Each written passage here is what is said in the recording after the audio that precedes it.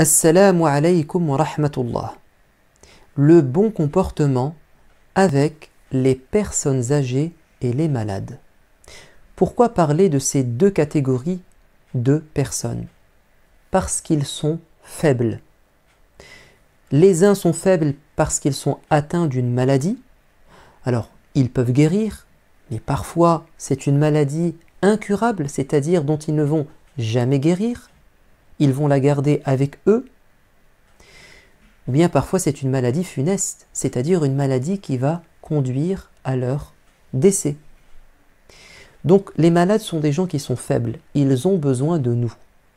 Et les personnes âgées sont aussi des personnes faibles, parce qu'ils n'ont plus la force qu'ils avaient quand ils étaient jeunes.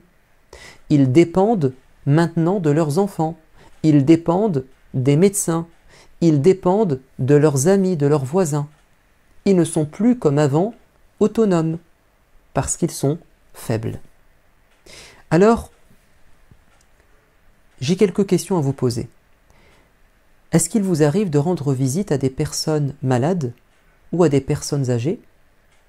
Ça vous est déjà arrivé? Connaissez-vous la récompense de celui qui rend visite à ces personnes qui souffrent? Est-ce que vous avez constaté que les personnes âgées, par exemple, ou les personnes malades, ont des difficultés dans leur vie? Peut-être de marcher, peut-être de se nourrir, peut-être de parler. Avez-vous remarqué que parfois les personnes âgées oublient? Parfois, ils ont du mal à se concentrer. Parfois, ils ont du mal à entendre, à voir, leur vue baisse. Parfois, leur caractère change, ils deviennent peut-être plus durs. Ils ne supportent plus certaines choses. Ils sont dérangés par le bruit. Ils n'ont plus le goût à s'amuser, par exemple. Avez-vous remarqué qu'ils se sentent bien souvent seuls, incompris parfois? Avez-vous visité ces lieux qu'on appelle les maisons de retraite, où il y a des personnes âgées qui ont été bien souvent délaissées par leur famille, ou en tout cas, il manque de visites, d'affection, d'échanges, de réconfort?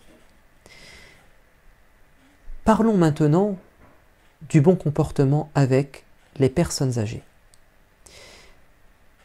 D'abord, sachez que la personne qui est plus âgée que vous mérite le respect. Le prophète alayhi salatu wassalam a dit: il fait partie de la glorification de Dieu. C'est-à-dire que ce qu'on va dire, c'est une obéissance à Dieu et ça lui fait plaisir. Trois choses. Le fait d'honorer, de respecter un musulman qui a des cheveux blancs, c'est-à-dire qu'il a atteint un âge avancé. Également le fait de respecter et d'honorer une personne qui a appris le Coran, c'est-à-dire qui l'a bien appris, le met en pratique, l'enseigne, etc. Il mérite le respect. Troisièmement, un gouverneur juste, c'est-à-dire quelqu'un qui est au pouvoir, qui a une autorité et qui applique la justice. On doit le respecter parce qu'il a une autorité, il a un pouvoir, à condition qu'il soit juste. Donc il fait partie de l'obéissance à Dieu, de respecter les personnes âgées, surtout quand elles sont tellement âgées qu'elles ont des cheveux blancs ou une barbe blanche si c'est un homme. Un jour, un vieillard a voulu entrer. Au temps du prophète bien-aimé, alayhi salatu wassalam, entrer dans la mosquée, les gens étaient présents. Et les gens ont mis beaucoup de temps avant de lui céder le passage. Il avait du mal, et les gens n'ont pas été très réactifs et très coopératifs avec lui. Et là, le prophète a dû intervenir. Il a dit la chose suivante: ne fait pas partie des nôtres, n'est pas un vrai musulman, celui qui n'est pas doux avec les enfants et respectueux des plus grands, des gens âgés. Quand il y a une personne âgée, on doit être à son service. Également, Allah dans le Coran a insisté quand il s'agit de personnes âgées de votre famille, à commencer par vos parents. Il nous dit Wabil walidayni ihsana, tu dois bien te comporter avec tes parents. Si l'un des deux parents ou les deux parents atteignent un âge avancé, alors qu'ils sont en ta compagnie, tu es à leur côté et ils sont devenus âgés.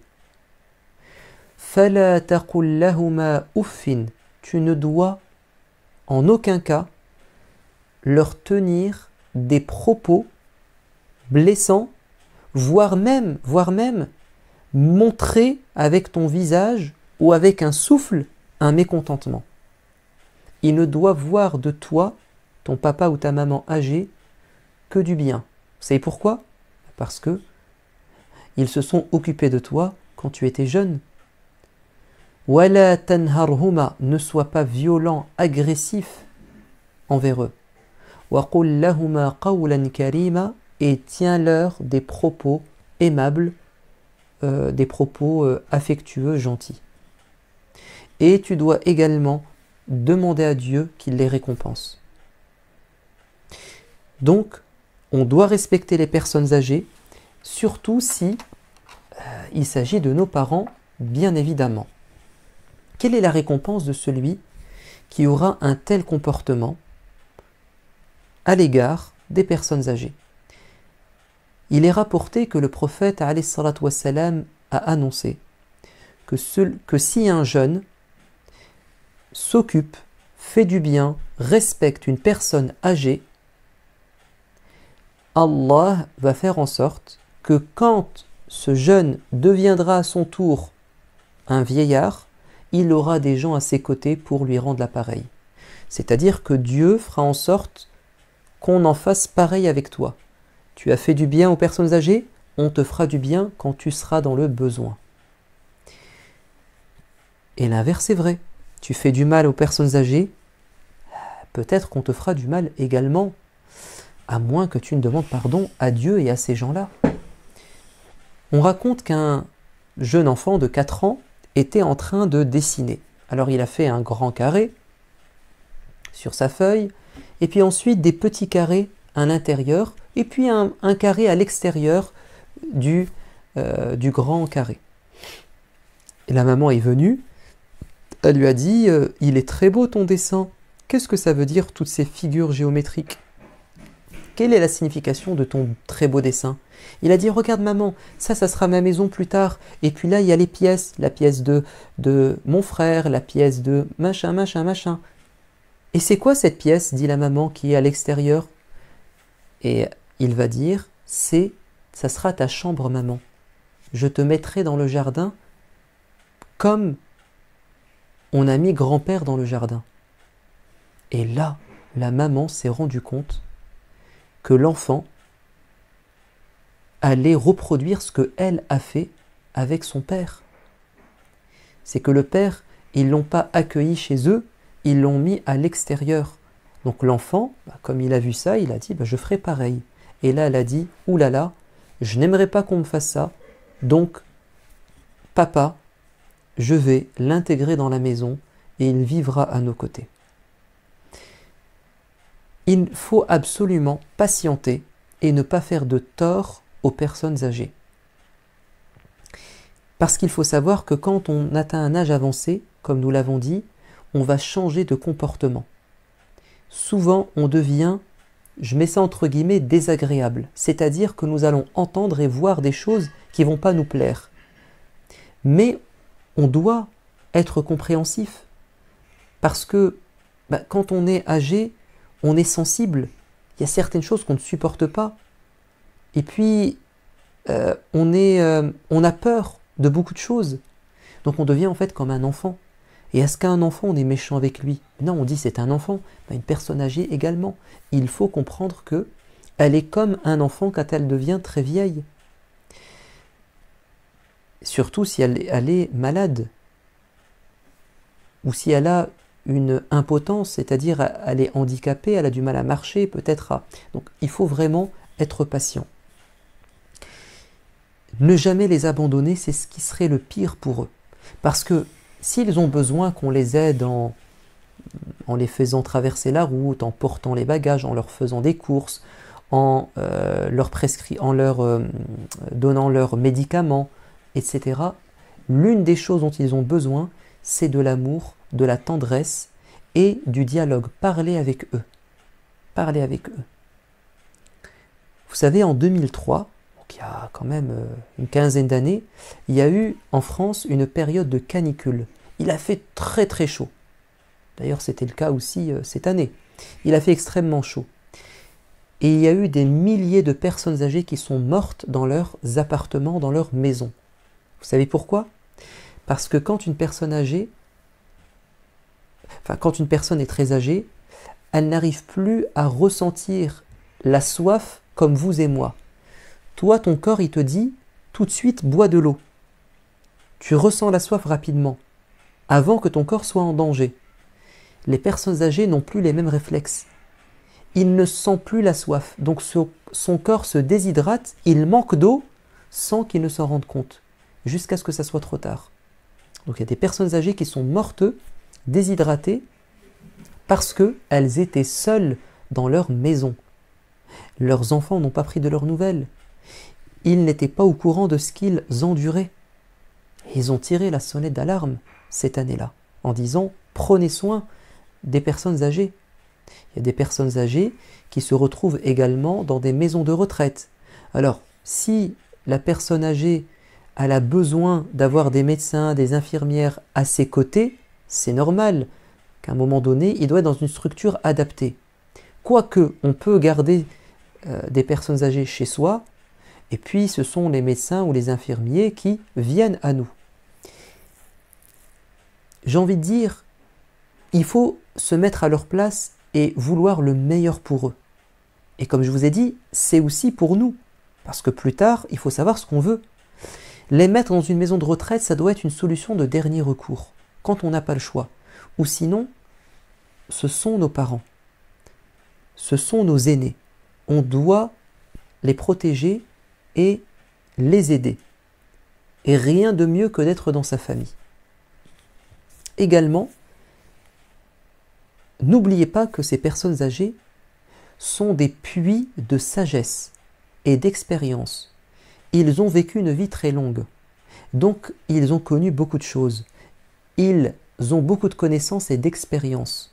Donc il faut profiter de leur sagesse, leur demander des conseils. Ne pas penser que parce qu'ils sont vieux, ils appartiennent à une autre époque. Et ils ne vont pas comprendre ce que vous vivez, ou bien ils ne pourront pas vous donner des conseils. Pas du tout. Au contraire, notre religion nous dit de profiter de la sagesse des anciens, de ceux qui sont plus âgés. Laissez-les vous raconter leurs souvenirs. Laissez-les leur parler de ce qu'ils ont vécu. Vous allez voir qu'il y a beaucoup de choses à en tirer. Le prophète, alayhi salatu wassalam, quand il a reçu la révélation de l'ange Jibril, la première fois dans la grotte, qu'est-ce qu'il a fait? Il est parti chez sa femme en courant, il avait peur, il ne savait pas trop ce qui se passait, il avait des questions à poser. Et vous savez ce qu'a dit Khadija? Elle a dit, viens avec moi, on va poser des questions à une personne âgée de ma famille qui s'appelle Waraqa ibn Nawfal. Il était très âgé, on dit même qu'il était aveugle. Il a des connaissances. Et c'est Waraqa ibn Nawfal qui va donner des conseils au prophète alayhi salatu wassalam.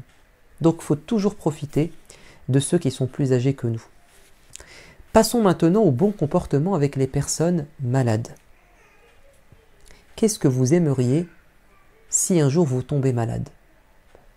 Je pense que vous souhaiteriez à ce moment que quelqu'un vous soigne, qu'une personne vous aide, qu'on vous remonte le moral, qu'on vous change les idées, n'est-ce pas? Écoutez, c'est ce qu'il faut faire aussi aux personnes malades. Abu Huraira nous rapporte que le prophète alayhi salatu wassalam a dit « Allah dira le jour de la résurrection à nous, à l'un d'entre nous, j'avais faim et tu ne m'as pas donné à manger. » Et la personne va dire « Ya Allah, toi tu as faim? Ce n'est pas possible, tu es le Seigneur des mondes. Tu n'es pas une créature, tu es le Créateur. » Et Dieu va lui dire « Oui, mais un tel avait faim. Pourquoi tu ne lui as pas donné à manger ?» Ça veut dire que si tu lui aurais donné à manger, si tu lui avais donné à manger, c'est comme si tu m'avais fait du bien. C'est-à-dire, je t'aurais récompensé. Et à un moment donné, Dieu va dire à cette personne, j'étais malade, tu ne m'as pas rendu visite. Mais comment tu peux tomber malade, Seigneur? Et Dieu dira, oui, mais un tel était malade. Si tu lui avais rendu visite, tu m'aurais trouvé auprès de lui. C'est-à-dire, j'aurais été là pour te récompenser. Donc, on va être interrogé sur le fait d'avoir rendu ou pas visite à des gens malades dans notre famille, prioritairement. Également, le prophète a voulu nous motiver à rendre visite à des personnes malades en disant « le musulman qui va rendre visite à un autre musulman, il va récolter les fruits du paradis jusqu'à ce qu'il retourne chez lui. » Ça veut dire tant qu'il est parti pour rendre visite à cette personne, durant son trajet et durant sa présence là-bas et lors de son retour, c'est comme s'il était au paradis en train de bénéficier des plaisirs du paradis. Il est récompensé.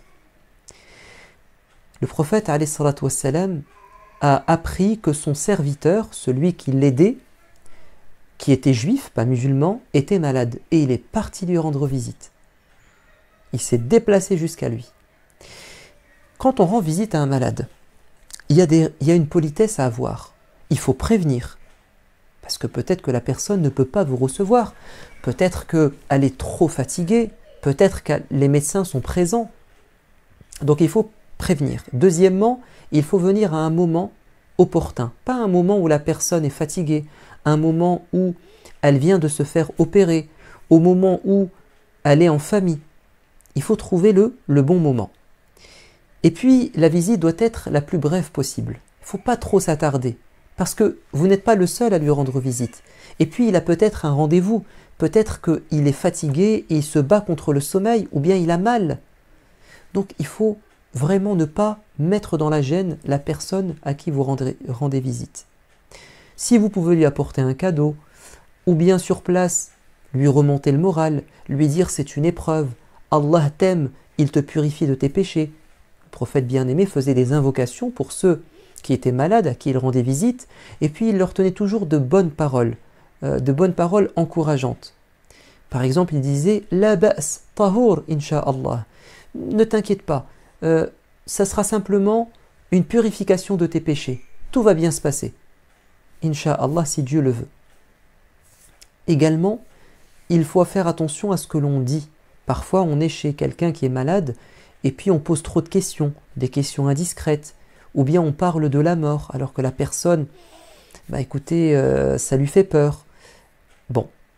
Et puis évidemment, il faut proposer son aide à la famille en disant, écoutez, si vous avez des difficultés, si vous avez besoin d'aide, si vous faire à manger, il faut vous prêter certaines choses, si vous avez besoin d'un conseil, d'un médecin, on est là pour vous aider.